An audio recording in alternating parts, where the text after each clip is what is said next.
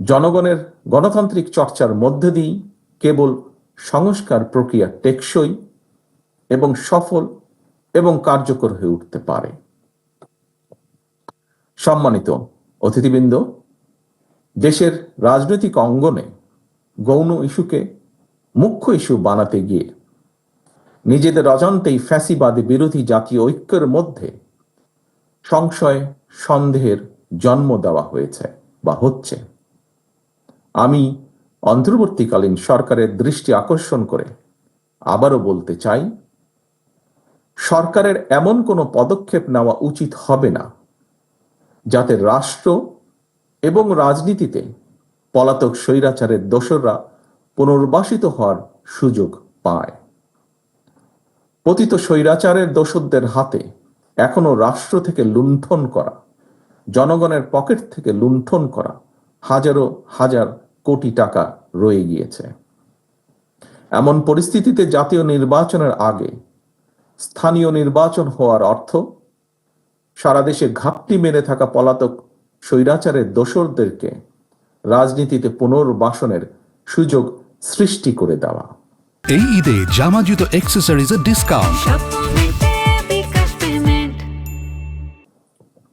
সম্মানিত অতিথিবৃন্দ, দীর্ঘ 1.5 দশকের মাফিয়া শাসনকালে তরুণ প্রজন্মের প্রায় 3.5 কোটি ভোটার সহ কেউ ভোট দিতে পারেননি। সুতরাং এইসব ভোটারদের রাজনৈতিক ক্ষমতায়ন নিশ্চিত করার জন্য সবার আগে প্রয়োজন জাতীয় নির্বাচন অনুষ্ঠান। নাগরিকগণ রাজনৈতিকভাবে ক্ষমতাশালী না হলে কোনো সংস্কারই কিন্তু টেকসই হবে না। সম্মানিত অতিথিবৃন্দ, ইফতারের সময় প্রায় হয়ে এসেছে।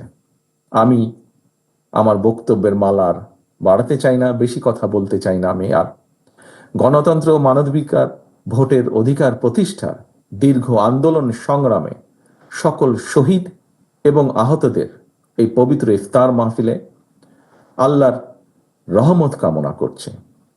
পবিত্র ইফতার মাহফিলে আপনারা কষ্ট করে অংশগ্রহণ করেছেন আমাদের এই আজকের ইফতার মাহফিলে, তার জন্য আবারও আপনাদের সকলকে দলের পক্ষ থেকে আন্তরিকভাবে ধন্যবাদ জানাচ্ছি।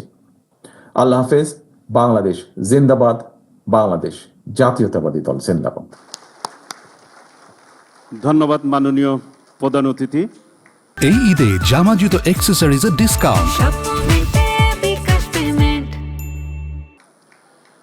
এ পর্যায়ে দোয়া পরিচালনা করার আহ্বান।